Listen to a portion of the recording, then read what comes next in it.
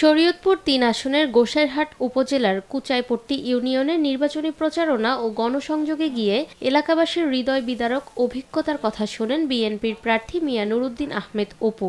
নির্যাতন, হামলা ও ঘরবাড়ি জ্বালিয়ে দেওয়ার ঘটনায় ক্ষতিগ্রস্ত মানুষের কথা শুনে আবেগপ্লুত হয়ে পড়েন তিনি।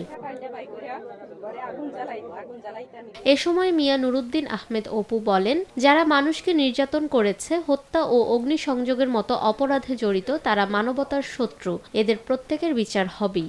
তিনি আরও বলেন, তারেক রহমানের নেতৃত্বে জনগণের ভোটে নির্বাচিত সরকার গঠিত হলে এই দেশের সরকার হবে সত্যিকার অর্থেই জনগণের সরকার।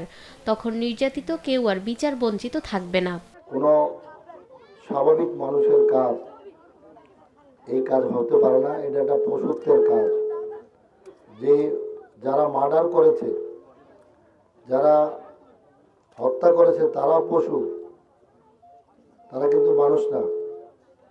যে হত্যাকাণ্ডের কারণে এই ঘটনা ঘটেছে, যারা মেরেছে তাকে, তারাও পশু।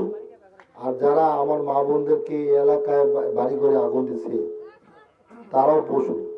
এই দুই গ্রুপই মানুষের মধ্যে, তারা মানুষ না, তারা এই সমাজের দুষ্কৃতিকারী। তাদেরকে আপনারা আমার জন্য দোয়া করেন। আমি আপনাদের সন্তান, আপনাদের ভাই, আমার সাথে এখানে সবার সাথে রক্তের সম্পর্ক। আমার পরিবারের এই কষ্টের মাঝে আমি আর কোনো কথা বলতে চাই না। শুধু এটুকু বলবো, যে হত্যা করেছে তার বিচার হইতে হবে, এবং যারা এই অপরাধ করেছে, আপনাদের বাড়িঘর লুট করেছে, জ্বালিয়ে দিয়েছে, তাদেরও বিচার হতে হবে। স্থানীয় জনগণের উদ্দেশ্যে তিনি আশ্বাস দিয়ে বলেন, শরীয়তপুর ৩-এর প্রতিটি মানুষের নিরাপত্তা, ন্যায় বিচার ও সম্মান নিশ্চিত করাই তার রাজনীতির মূল লক্ষ্য। ভয় নয়, ভালোবাসা আর উন্নয়ন দিয়েই এই এলাকা এগিয়ে যাবে।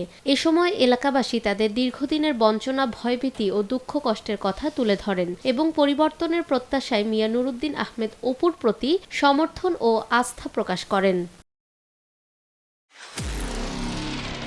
নিরপেক্ষ, সত্য প্রকাশে আপোষহীন।